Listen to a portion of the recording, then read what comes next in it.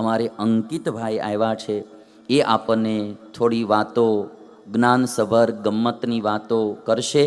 બહુ સારા પોતે હાસ્યરસ પીરસે છે, સાથે સાથે કામની વાતો પણ એટલી જ અદ્ભુત કરે છે. અને તિલક તમે જોવો ને તોય તમને ખબર પડી જાય કે આ સ્વામિનારાયણનો સિંહ છે ભાઈ, સ્વામિનારાયણ. એટલે સ્વામિનારાયણ ભગવાનના ભગત છે અને એમને પણ ગોપીનાથજી મહારાજ સંતો ભક્તોને રાજી કરવાનો આ અવસર, એટલે એ પણ બધાને પોતાની વાણી દ્વારા, જેમ હું મારી વાણી દ્વારા તમને રાજી કરું એમ અંકિતભાઈ એની વાણી દ્વારા તમને બધાને થોડી વાર રાજી કરશે. પછી આપણે ધૂમધામથી રામનો પ્રાગટ્ય મહોત્સવ અને રાસ લઈને ઉત્સવ ઉજવીશું.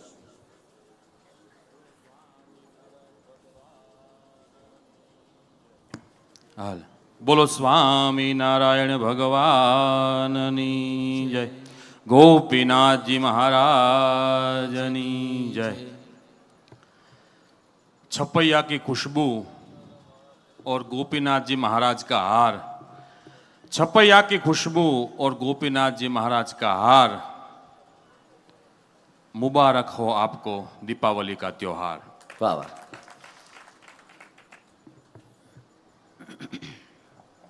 ગોપીનાથજી મહારાજના ફળિયાની અંદર આવી સરસ મજાની ભાગવત સપ્તાહ, અને એમાંય શેર હોય કે સવા શેર હોય, શેર હોય કે સવા શેર હોય, પછી ભલે આખા ગામની હારે વેર હોય, પણ જેની માથે મારા ગોપીનાથની મેર હોય એને આમ કાયમ લીલા લહેર હોય. અને ગોપીનાથજી મહારાજનું ફળિયું અને આવા વક્તા અને ભાગવતની કથા, મેં સ્વામી હારે મારે એક વાર ક્યારે મુલાકાત ન થઈ, પણ એમની કથા હું બહુ સાંભળું, એટલે એમના વિશે મેં 8-10 દુહા લખેલા, એમને પણ મેં અર્પણ કર્યા હતા. 2-3 દુહા સ્વામીના કહી અને પછી મારા ગોપીનાથજી મહારાજનો મહિમા અને આ સત્સંગની ગરિમા એની 2-4 હળવી વાતો કરવી છે. કે રામાયણ ભાગવત કે મહાભારત તેનો કર્યો પ્રસાર, રામાયણ ભાગવત કે મહાભારત તેનો કર્યો પ્રસાર, કથા કરી અસરદાર સત્સત વંદન સત્શ્રી. હા, વ્યસન ફેશન કે વહેમ વળી સુધરાવ્યા સ્વભાવ, વ્યસન ફેશન કે વહેમ વળી સુધરાવ્યા સ્વભાવ, કથા કરવાનો પ્રભાવ સત્સત વંદન સત્શ્રી. એટલે ભગવાન રામના પ્રાગટ્યનો ઉત્સવ કરવાનો છે, પણ એ પહેલા જોકે અત્યારે આવા સમય, અત્યારે હરવા ફરવાનો સમય, બધા રિસોર્ટમાં સાપુતારા હિલ ઉપર ગયા છે, પણ એના બદલે તમે ગોપીનાથજી મહારાજના ફળિયામાં આવી અને સંતોના મુખ્ય કથા સાંભળો છો, બહુ ભાગ્યશાળી છો. બાકી દિવાળીના સમયે કોઈ નવરું જ નથી હોતું, બહુ કઠણ છે સમય કાઢવો, એમાં સત્સંગ માટે સમય કાઢવો બહુ કઠણ છે. આ યુવાનોને સમયે કથામાં બેસતા કર્યા. દુનિયામાં ઘણી વસ્તુ કઠણ છે, સાંભળો. કઠણમાં કઠણ શું? તો કે કાંકરેજી બળદ કઠણ, પંજાબી મરદ કઠણ, દિલના દરદ કઠણ, ચડ્યા વગરના અડદ કઠણ, આંબલીનું ઝાડ કઠણ, આબુના પહાડ કઠણ, હાગના કમાડ કઠણ, હીરાવાળાના ઉપાડ કઠણ, હેમાલાની ટાઈટ કઠણ, કહાઈની વાઈટ કઠણ, ઉદયની ડાઈટ કઠણ, મકોડાનું મોઢું કઠણ, ચામડાનું જોડું કઠણ, વિફરેલું ટોળું કઠણ, કાઠિયાવાડી ઘોડું કઠણ, કોબીની ભાજી કઠણ, બેંકની હરાજી કઠણ, જુગારની બાજી કઠણ અને ચસકી ગયેલા માજી કઠણ.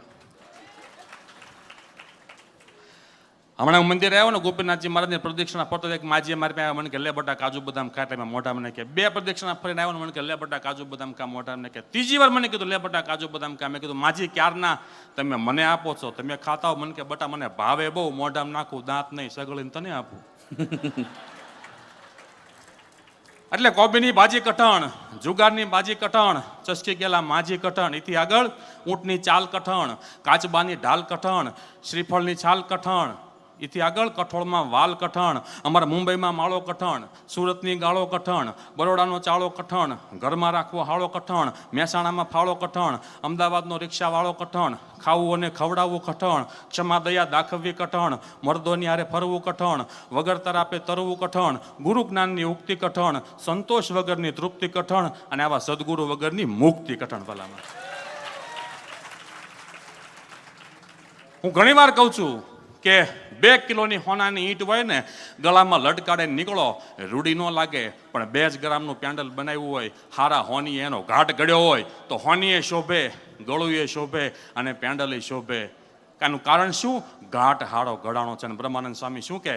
જૈસે હેમ હું તાશમે ડાર કે ધોઈ વિકાર સુનાર તપાવે, વ્યોત જુંદર જીપટ પાડકે કાષ્ટકુ બાડ સુધાર હિલાવે, પાત્રકુ લાલ શિલાકર પાહત લોહ લુહાર સુધાર હિલાવે, યું શિષ્યકુ સુધારત ગુરુદેવ સો બ્રહ્માનંદ આનંદ પાવે. મારી ને તમારી જગતના ચોકમાં કિંમત વધી હોય ને તો આવા સદગુરુ આપણા ઘાટ ગળ્યા છે. હા, સુતારની કસોટી હોય ને સાગમાં હોય, ભાઈઓની કસોટી ભાગમાં હોય, શિકારીની કસોટી વાઘમાં હોય, ધોબીની કસોટી દાગમાં હોય, આવા સંતોની કસોટી એ ત્યાગમાં હોય. ભલામણ એમાં દિવાળી ગઈ, તમે જો કાળી ચૌદશ છે ને, કાળી ચૌદશ તો એક બેન આમ ઘરમાં ધૂં ઝાડા કરવામાં એટલા બધા વ્યસ્ત હતા એટલે ઓલું વડાનું પલાળવાનું હોય ને, પલાળવાનું જ રહી ગયું. હાંજ પડી ગઈ, બધા કકલાટ કાઢવા માટે જાય ને, એ બેન કે મારે વડાનું પલાળવાનું તો રહી ગયું છે. 2 મિનિટની વાર છે દિયા થવામાં, કરવું શું? 2 મિનિટમાં બને શું? પછી એને મેગી બનાવી. 2 મિનિટમાં મેગી તૈયાર. 4 રસ્તે જઈ ઢોળી અને પાછા આવ્યા. ચૂડેલ પાછળ આવી. બાણું ઠપકાર્યું, ખોલ્યું. ઓલા બેને કે ચૂડેલ કે શું કામ પાછળ આવી? કે મેગી નાખી, કાંટા સમજ્યું તો મૂકો. ખાવું છે ને. દિવાળી ગઈ ને હમણાં એક ભાઈ બીજા ભાઈને પૂછતા હતા કે દિવાળીમાં તમે શું શીખ્યા? તો કે હળગાવીને ભાગી જવાનું. હળગાવીને ભાગી જવા કરતા સાહેબ કોઈક નાના માણસનું ઘર હળગતું હોય ને એમાં ડોલ ભરીને પાણી નાખવાનું કામ કરજો. અત્યારે તો મોબાઈલમાં એક જ ધારું ચાલે છે, 5 લીટર મોકલાવું મારા વાલા. હા, 5 લીટર મોકલાવું મારા વાલા. એક ભાઈ મને કે ધનતેરસ આવી, કોઈએ એમ ન કીધું 5 તોલા મોકલાવું મારા વાલા.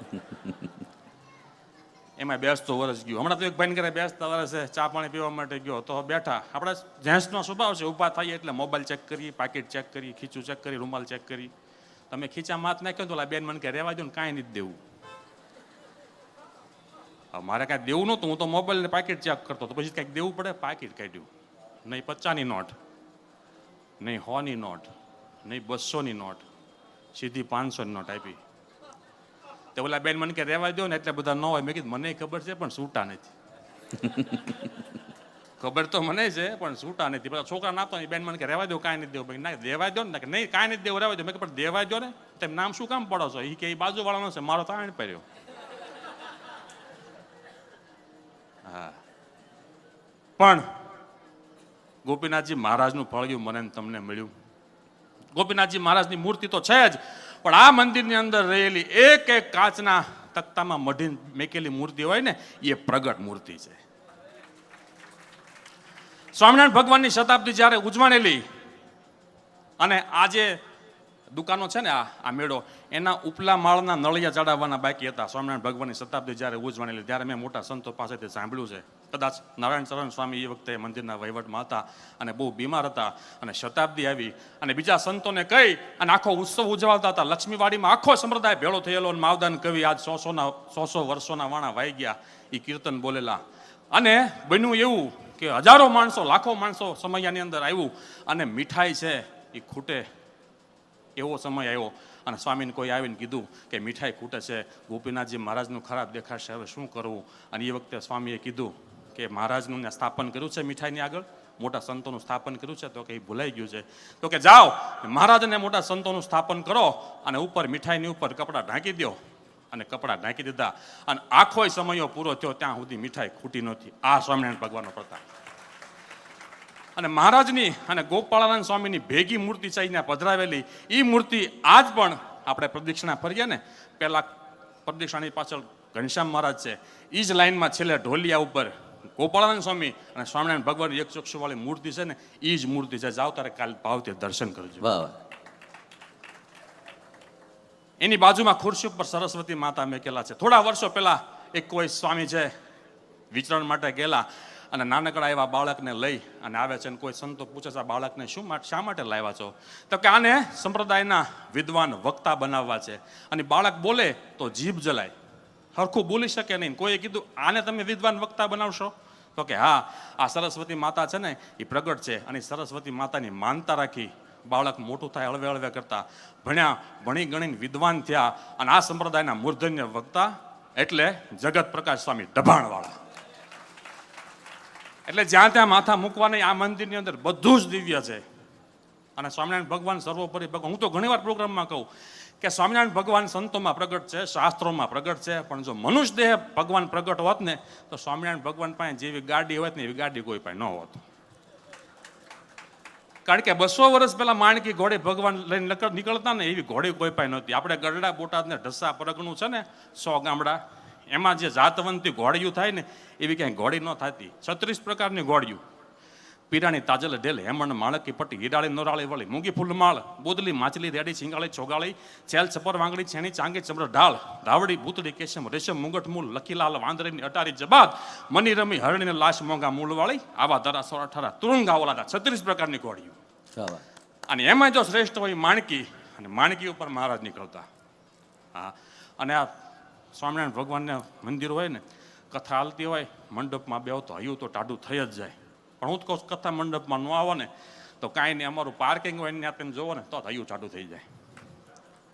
ગાડીઓ તમે જોવો, સ્વામિનારાયણ સંપ્રદાય સુખિયાનો સંપ્રદાય. આપણા હાથમાં બળદના પૂંછડા આંબળવા સિવાય કાંઈ નહોતું. પણ મોટા સંતો અને સ્વામિનારાયણ ભગવાનની કૃપા થઈ કે ગાડીઓ તમે જો હરિભક્તો કેટલા સુખિયા ત્યાં. આ 62 ને એવીઓ ને 120 ને ઓડી ને એન્ડેવર ને એમ્બેસેડર ને એસ એક્સપોર્ટ ને અલ્ટિના ને લસ્ટેલો ને આઈ10 ને 20 ને ઇન્ડિકા ને ઇન્ડિગો ને ઇયો ને ઇકો ને ઇનોવા ને રોલ્સ રોય ને રેપિડ ને રીટસ ને હિટસ ને રેન્જર ને કોરોલા ને કેમરી ને ક્રુઝ ને ક્વાલિસ ને ફેબિયન ફિગો ને ફંટી ફિયાસ્ટા ફરારી ફોર્ચ્યુનર ને BMW બીટ ને બોલેરો ને જેન ને જાયલો ને જીપ ને જીપ્સી જેટી જેગવર ને જીવાન વેરનાસ વોક્સવેગન ને સની સુમો સેન્ટ્રો સ્વિફ્ટ ને સ્કોપિયો સિયારા સીઆરવી શેલ ને સોનાટા ઇનો નેનો પોલો પજેરો માઝા મર્સિડીઝ માઇક્રોન Toofan Laura Tavera Fabia Getz Yuva utility Hummer ને હોન્ડા સિટી અને પછી તમારી કેપેસિટી. વાહ વાહ વાહ વાહ વાહ વાહ. હા, સુખિયાનો સંપ્રદાય છે. પણ છેલ્લે ગોપીનાથજી મહારાજના મહિમાની એક વાત કરીને મારી વાણીને વિરામ આપો છે.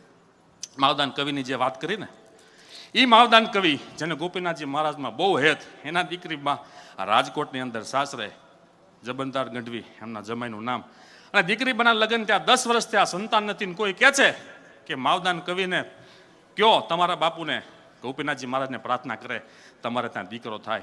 અને દીકરી બા માવદાન કવિ પાસે આવી અને રડતા રડતા એમ કહે છે કે બાપુ મેં તો તમારા સંસ્કાર લઈને મોટી થઈશું, પણ આપણા ગોપીનાથજી મહારાજને ગાળ બે છે, તમે કયો ગોપીનાથજી મહારાજને પ્રાર્થના કરો કે મારે ત્યાં દીકરો થાય. અને માવદાન કવિ આવે, હાથ એકનો સાફો 56 ઇંચ લાંબો કોટને હાથમાં હોનાની મૂઠવાળી તલવાર લઈ, મૂઠવાળી લાકડી લઈ અને ગોપીનાથજી મહારાજના દેવળમાં ચડી વચલા દેરામાં આવી અને હાથ લાંબા કરીને સંતો જે બોલ્યા, આકર્ષિત ચિત્ત જાર પૂર્વ ઉત્તર દ્વાર દાદા ખાચર દરબાર લીંબ વૃક્ષ નિરખો ને હરદમ સંતો હજાર જમતા જ્યાં જમણવાર પોતે પ્રભુ પીરસનાર પુરુષોત્તમ પરખો ને સંતોષિત કરી પ્યાર રેડત ગ્રત દધીધાર અદભુત લીલા અપાર એ સ્થાન ધારો.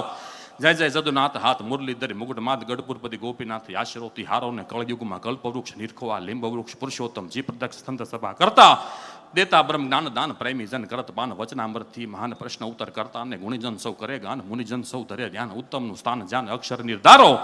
જય જય તદુનાથ હાથ મુરલીધર મુગટ માત ગઢપુરપતિ ગોપીનાથ યાશરોથી હારો ને પુરુષોત્તમ ધરીપાગ બિરાજત લક્ષ્મીબાગ ગાવત સંત રંગ રાંગ સાંજ સમારી.